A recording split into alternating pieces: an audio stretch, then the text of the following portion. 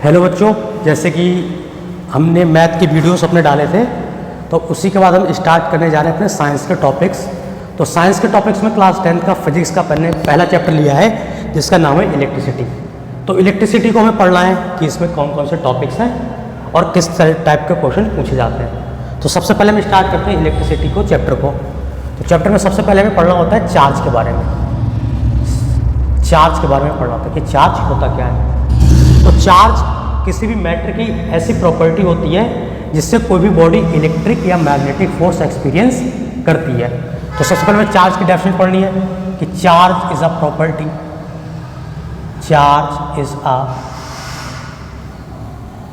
Property of matter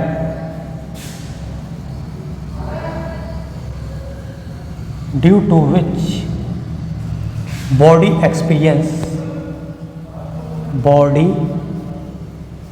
experience a electric and magnetic force, electric and magnetic force। तो ये इसकी definition हो गई चार्ज की। अब हम इसको एक्चुअली देखते हैं कि ये चार्ज किसी बॉडी पे आता कैसे है। तो समझते हैं, जैसे एग्जाम्पल से समझते हैं हम।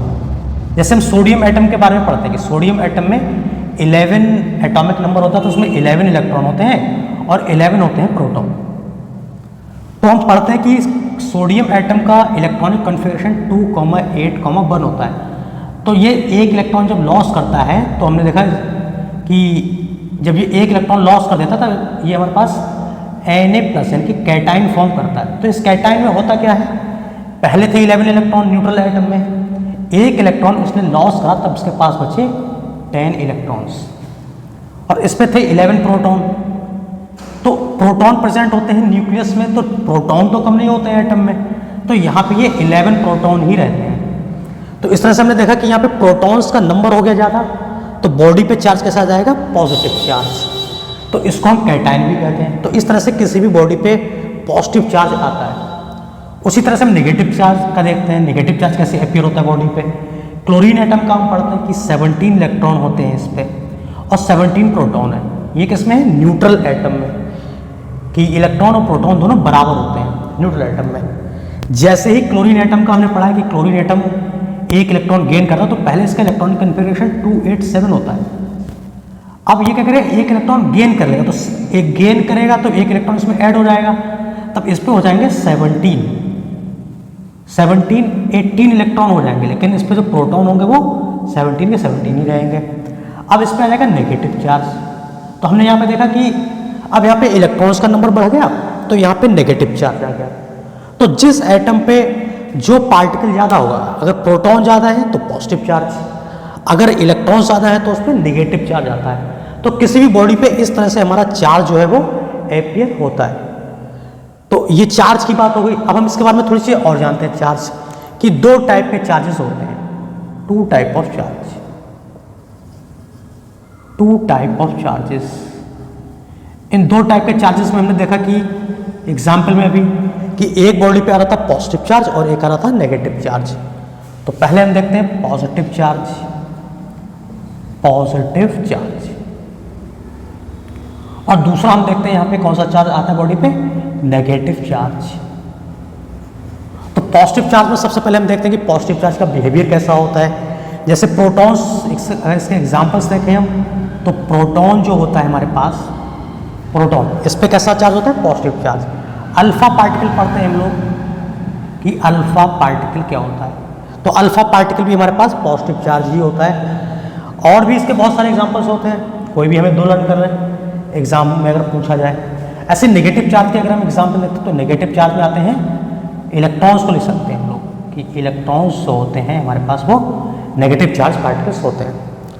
दूसरा बिहेवियर देखते हैं कि पॉजिटिव चार्ज और नेगेटिव चार्ज में कैसे इंटरेक्शन होता है। तो हमने पढ़ा है कि चार्जेस में, चार्जेस जो होते हैं, अगर सेम चार्ज अगर हम लेते हैं, सेम चार्ज कि लाइक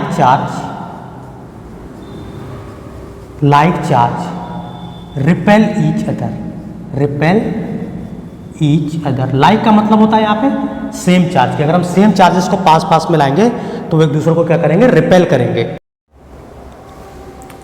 तो हमने देखा कि like charge repel each other, यहाँ पे आएगा अदर की। लाइक चार्ज क्या करते हैं, एक दूसरे को रिपेल करते हैं। रिपेल का मतलब एक दूसरे को, जैसे हम एक पॉजिटिव चार्ज को एक पॉजिटिव चार्ज के पास लाते हैं तो एक दूसरे को क्या करेंगे, रिपल्शन फोर्स लगाएंगे, दोनों चार्ज क्या करेंगे, दूर हटेंगे।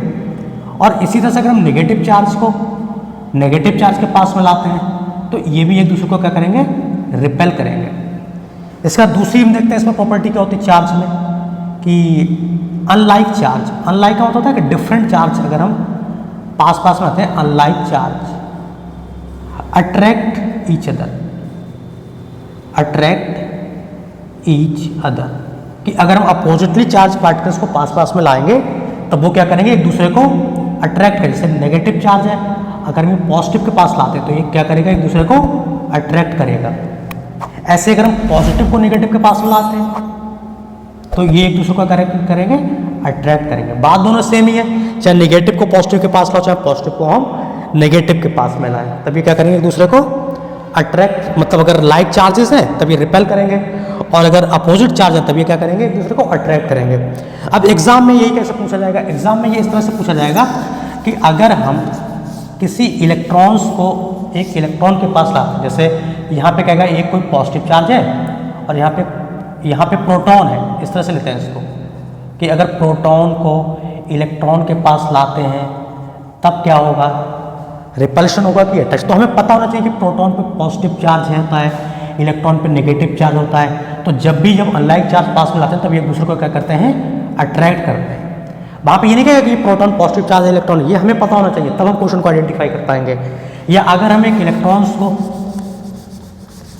अगर हम एक इलेक्ट्रॉन को इलेक्ट्रॉन के पास लाते हैं तब क्या होगा, तब इलेक्ट्रॉन्स को इलेक्ट्रॉन के पास में लाएंगे तब भी ये एक दूसरे को क्या करेंगे, रिपेल करेंगे, क्योंकि दोनों ही इलेक्ट्रॉन्स सेम चार्ज हो जाएंगे, मतलब लाइक चार्ज हो जाएंगे, तब एक दूसरे को ये क्या करेंगे, रिपेल करेंगे। फिर इसके बाद देखते हैं हम charge.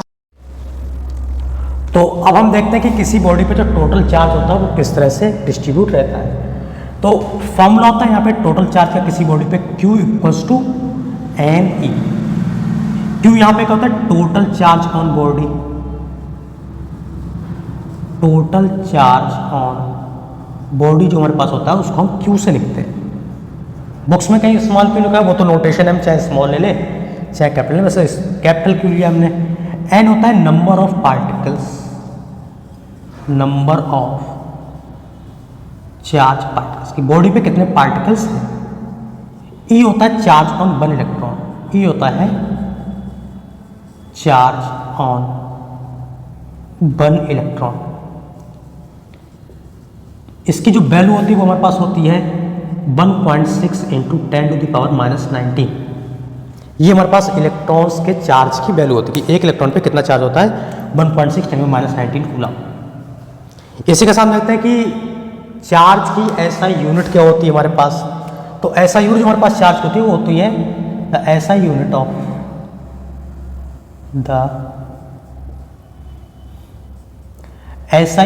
Charge, SI unit of charge is coulomb, COULOMB, coulomb. इसको रिप्रेजेंट करते हैं कैपिटल C से। तो हमारे पास चार्ज की SI यूनिट होती है कूलम। अब पेपर में एक क्वेश्चन पूछा जाता है कि कैलकुलेट द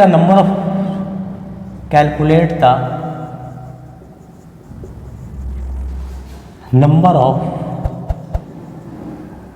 इलेक्ट्रॉन्स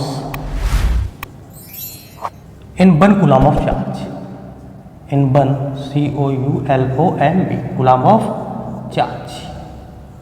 ये क्वेश्चन पूछा जाता है पेपर में। कैसे इसको निकालते हैं, तो इसी फॉर्मूले की हेल्प से हम निकालते हैं।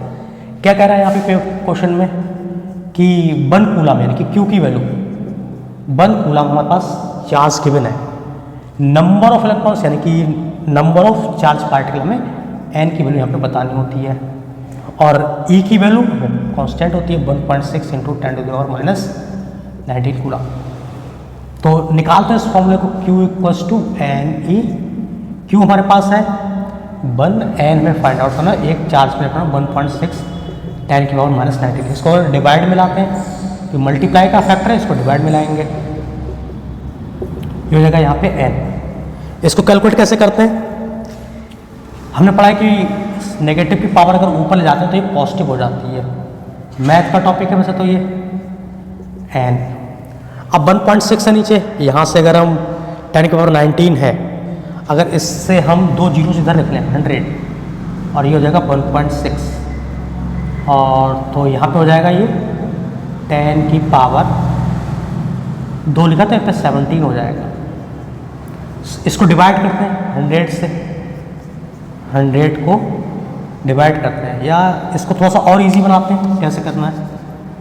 इससे एक 10 बाहर लिखिए, 10 की पावर 18, यहाँ पे देखा 1.6, पॉइंट हटाएंगे तो यहाँ पे एक जीरो। अब इसको हम 16 से डिवाइड करते हैं, कि वहाँ पे 1.6 से डिवाइड आ रहा था, यहाँ पे 16 से डिवाइड, तो 16 5 जा 80, 16 6 जा 96, यहाँ बचेगा 4 पॉइंट, यहाँ जीरो लगाएंगे, 16 2 जा 32, यहाँ जगह 8 पॉइंट लगा तो जीरो बढ़ा सकते हैं, तो 16 5 जा 80।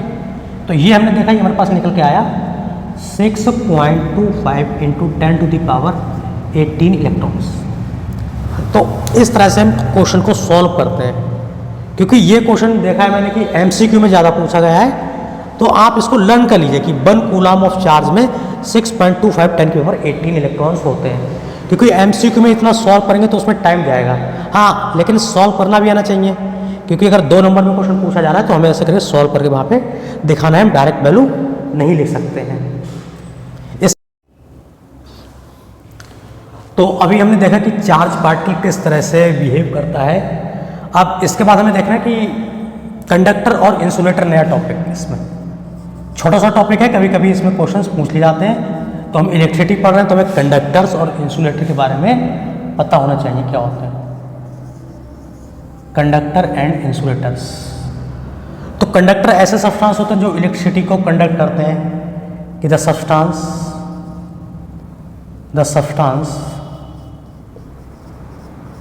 which conduct electricity, जो सब्सटेंस इलेक्ट्रिसिटी को कंडक्ट करें वो हमारे क्या कहलाते हैं? कंडक्टर कहलाते हैं। इलेक्ट्रिसिटी को क्यों कंडक्ट करते हैं? Due to presence of free electrons, due to presence of free electrons conductor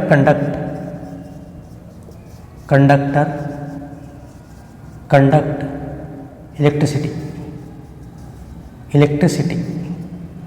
उसके बाद हम पढ़ते हैं कि इसके एग्जांपल्स क्या होते हैं। जैसे एग्जांपल में अगर हम देखें तो मेटल्स जो होते हैं, मेटल्स में जैसे मोस्टली मेटल इलेक्ट्रिसिटी कंडक्ट करते हैं। जैसे आयरन हो गया हमारे पास, एल्यूमिनियम हो गया और कॉपर, और भी बहुत से मेटल्स होते हैं जो इलेक्ट्रिसिटी को कंडक्ट करते हैं।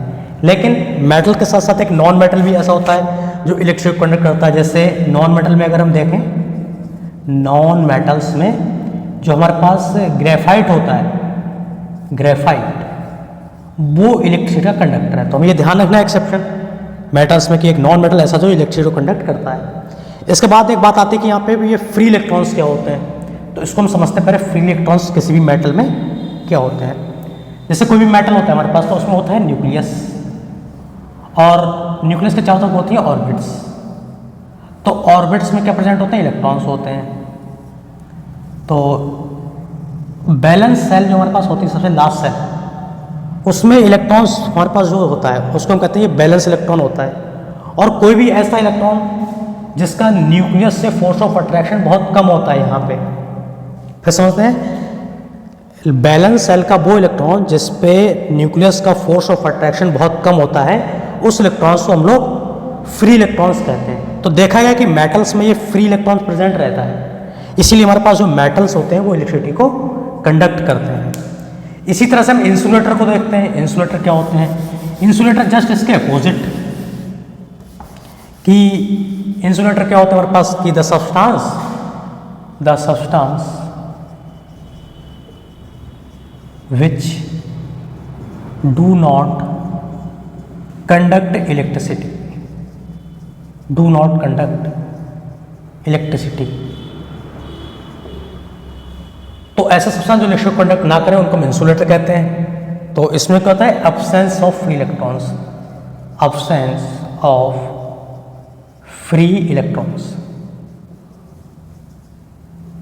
एब्सेंस ऑफ फ्री इलेक्ट्रॉन्स, इसमें फ्री इलेक्ट्रॉन्स नहीं होते हैं। एग्जाम्पल में देखते हैं, मगर एग्जाम्पल हमारे पास क्या होते हैं इसके इंसुलेटर के, तो वुड हो गई, पॉलीथीन हो गई,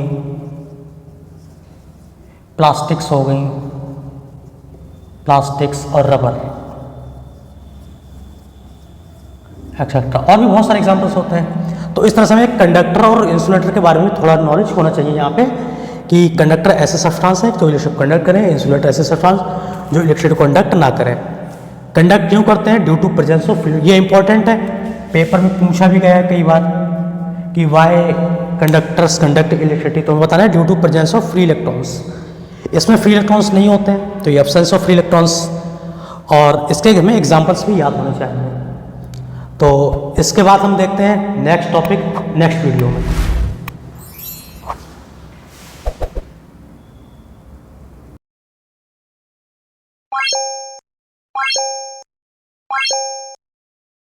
Tomorrow.